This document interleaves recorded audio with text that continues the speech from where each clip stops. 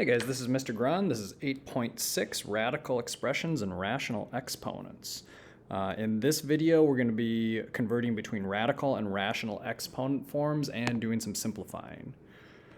All right, so here are our formulas for rational exponent versus radical form. So this is our rational exponent right here, and then this is our radical form. So rational exponents meaning that it is a ratio for the exponent or a fraction for the exponent, and then radical form meaning that it's got the radical symbol. So if you notice here, if you're raising something to the 1 over n power, that is taking the nth root of something, right? So the bottom of the fraction goes right here where my little red cursor is. And if the exponent is 1, then we don't really need the exponent. So that's the same as taking the nth power or the nth root. If it is something that isn't n on top, in this case m, m over n, the n, the bottom of the fraction, is still the root, and then the m, the top of the fraction, is the exponent. And there's another way this can be written. It could also be written as the nth root of a with the m on the outside of parentheses like that. Those are the same things. All right, now sometimes students get confused about which, they get mixed up on which one is which. If you think about it, the denominator of something, if you multiply it by a fraction, it gets smaller. Usually taking the root of something makes it smaller, so that's what that does. The top of the fraction usually makes something bigger when you raise something to a power, and then if you raise something to an exponent, that usually makes something bigger also. So the root is the bigger part, or the root is the bigger part, the root is the smaller part, the exponent is the bigger part.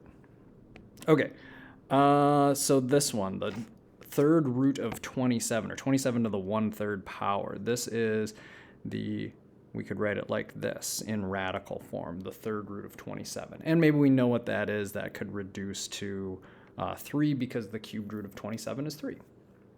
All right, then rewriting 8 to the 2/3. We could rewrite that two ways. One would be the cubed root of 8 squared like that. And we could then simplify it further by squaring 8 and taking the cubed root. Or we could say that it is the cubed root of 8 and then squaring it like that. And again, we could take the cubed root of 8, which is 2, and then square it, which would be 4. Here, we'd square 8, which is 64. So if you wanted to use this as a means of simplifying, right, you would go like that, and then the cubed root of 64 is equal to 4. With this method, the cubed root of 8 is 2, and then 2 squared is equal to 4. All right. A couple of quick examples, simplifying into radical form, converting to radical form.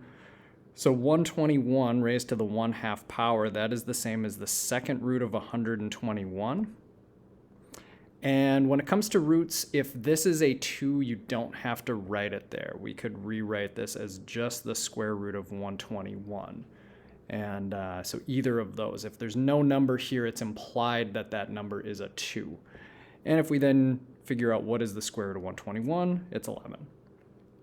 X to the 5 over 2, that would also be a square root, so the square root of x to the 5th, or the square root of x raised to the 5th like that. And if we wanted to simplify that further, we could think of how many x's there are, and we're looking for groups of 2. So there's 2 groups of x's, and 2 groups of 2 that come out, and then 1 that stays in. So our final simplified solution would look like that.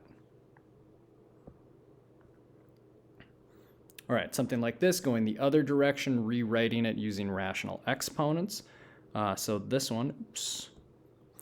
Remember, if there's no number in the little box there, in the little check mark, that number is a 2, and that's going to be the bottom of the fraction. So this is going to go to x raised to the 4 over 2, and we could simplify that to x squared. This one, little trade, there's more stuff here. But it's not too tricky. It's really just this. We know that the exponent on the outside is 5, the root is 3, so the exponent is going to be 5 over 3. So we could rewrite this as that stuff that's on the inside of the radical symbol all raised to the 5/3. And if you wanted to, you could rewrite this. We could distribute the 5/3 to all three exponents, the exponents of all three terms, I should say. And that would make it 14 to the 5/3, x to the 10/3, because it was x squared, and we'd be multiplying the exponents, and then y to the 5/3.